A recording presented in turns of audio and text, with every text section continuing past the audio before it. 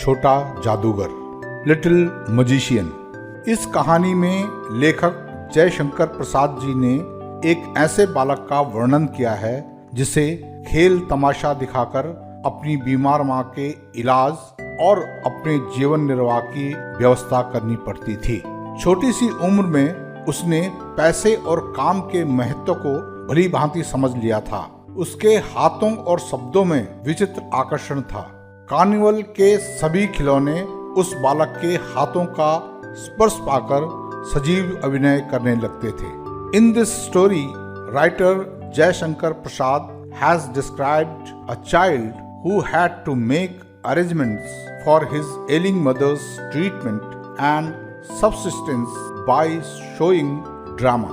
At a young age, he had understood the importance of money and work.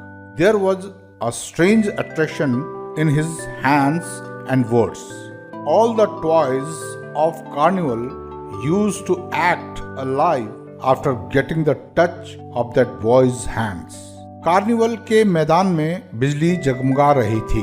चारों ओर हंसी और विनोद का कलनाद गूंज रहा था।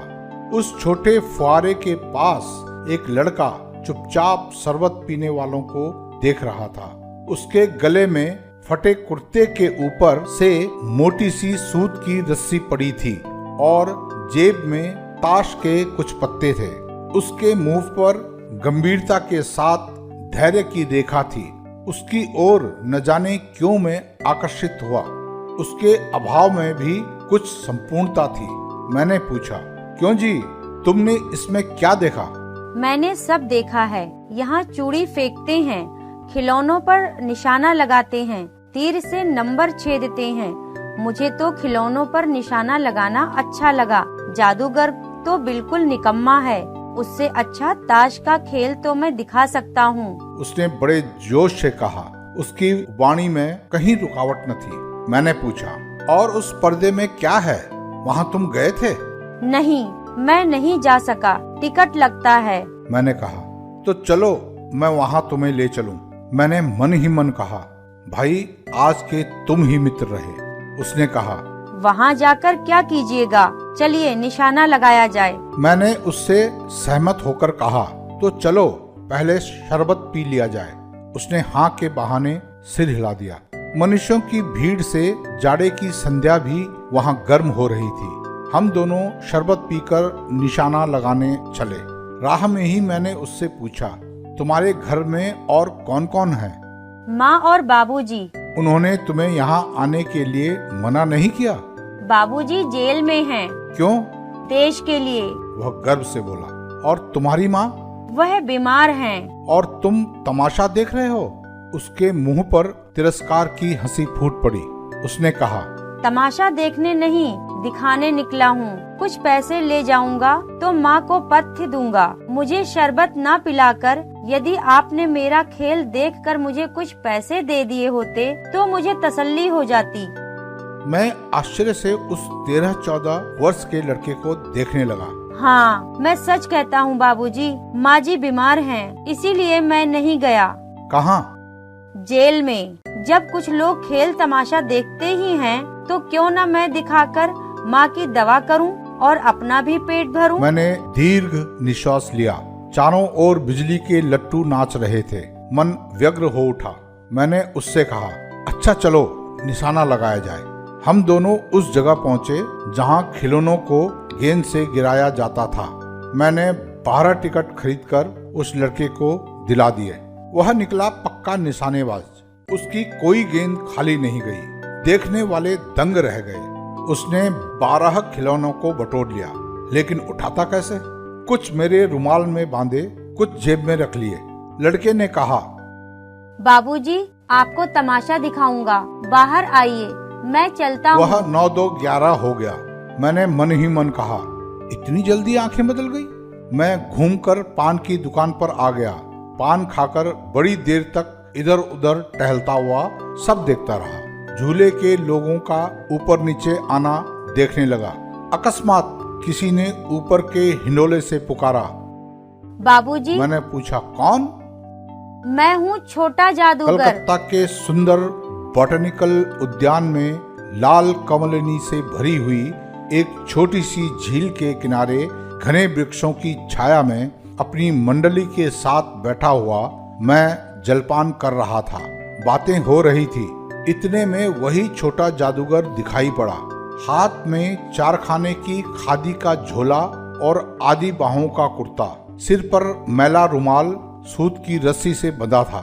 मस्तानी चाल से झूमता हुआ आकर कहने लगा, बाबूजी नमस्ते, आज कहिए तो खेल दिखाऊं? नहीं जी, अभी हम लोग जलपान कर रहे हैं। फिर इसके बाद गाना बजाना होगा बाबूजी। नहीं जी, तुम्हें मैं क्रोध में कुछ और कहने जा रहा था, तभी श्रीमती जी ने कहा, दिखलाओ जी, तुम तो अच्छे आए, भला कुछ मन तो बहले। मैं चुप हो गया, क्योंकि श्रीमती जी की बोली में माँ की सी वह मिठास थी जिसके सामने किसी भी लड़के को रोका नहीं जा सकता। उसने खेल आरंभ किया। उस दिन कार्निवल के सब खिलौने उसके खेल में अपना अभिनय करने लगे। भालू मनाने लगा, बिल्ली रूठने लगी, बंदर घुड़कने लगा। गुड़िया का ब्याह हुआ, गुड़िया का वर काना निकला। लड़के की बातों से ही खेल हो रहा था। सभी हंसते हंसते लोटपोट हो गए। मैं सोच रहा था, बालक की जरूरतों ने उसे जल्दी ही चतुर बना दिया। यही तो संसार है। ताश के सब पत्ते लाल हो गए, फिर सब काले हो गए। गले की सूत की डोरी टुकड़े टुकड़े होकर जुड़ गई। लट्टू अपने आप नाच रहे थे। मैंने कहा, अब हो चुका, अपना खेल बटोर लो, हम लोग भी अब जाएंगे। श्रीमती जी ने धीरे से 1 रुपया दे दिया। वह उछल पड़ा। मैंने कहा, लड़के। छोटा जादूगर कहिए, यही मेरा नाम है, इसी से मेरी जीविका है। मैं कुछ बोलना ही चाहता था कि श्रीमती जी ने कहा, अच्छा, तुम इस रुपए से क्या करोगे? पहले भरपेट पकौड़ी खाऊंगा, फिर एक सूती कंबल लूंगा। मेरा विवेक अब लौट आया। मैं अपने पर बहुत क्रुद्ध होकर सोचने लगा, ओह कितना स्वार्थी हूँ मैं। उसके 1 रुपया पाने पर मैं ईर्ष्या करने लगा था ना। वह नमस्कार करके चला गया।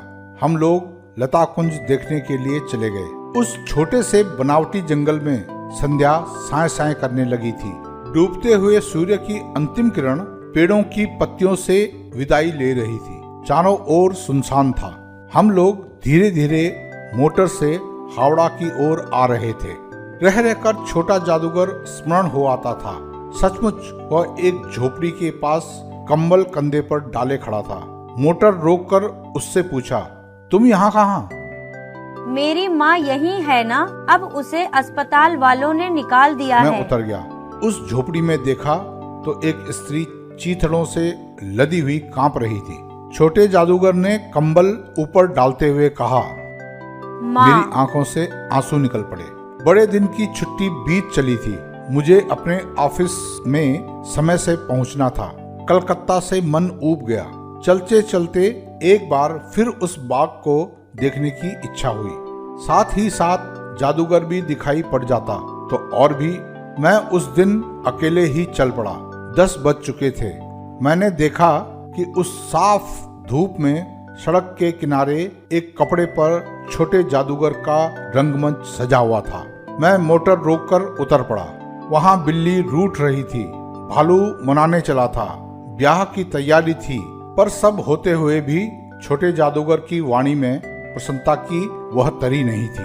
जब वह औरों को हंसाने की चेष्टा कर रहा था, तब जैसे स्वयं कांप जाता। उसे मैं आश्चर्य से देख रहा था। खेल हो जाने पर पैसा बटोर कर उसने भीड़ में मुझे देखा।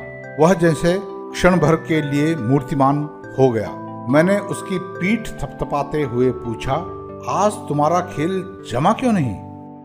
माँ ने कहा है कि आज तुरंत चले आना, मेरी अंतिम घड़ी समीप है। अविचल भाव से उसने कहा, तब भी तुम खेल दिखलाने चले आए? उसने कहा, क्यों ना आता। और कुछ अधिक कहने में जैसे वह अपमान का अनुभव कर रहा था। क्षण भर में मुझे अपनी भूल मालूम हो गई। उसके झोले को गाड़ी में फेंक कर उसे भी बिठाते हुए मैंने कहा, जल्दी चलो।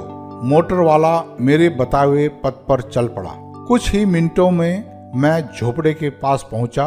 जादूगर दौड़कर झोपड़े में माँ पुकारते हुए घुसा। मैं भी साथ था। किंतु स्त्री के मुंह से वे निकल कर रह गया। उसके दुर्बल हाथ उठकर गिर पड़े। जादूगर उससे लिपटा रो रहा था। मैं भौचक्का खड़ा था। उस साफ धूप में सारा संसार जैसे जादू सा मेरे चारों ओर नाच रहा था।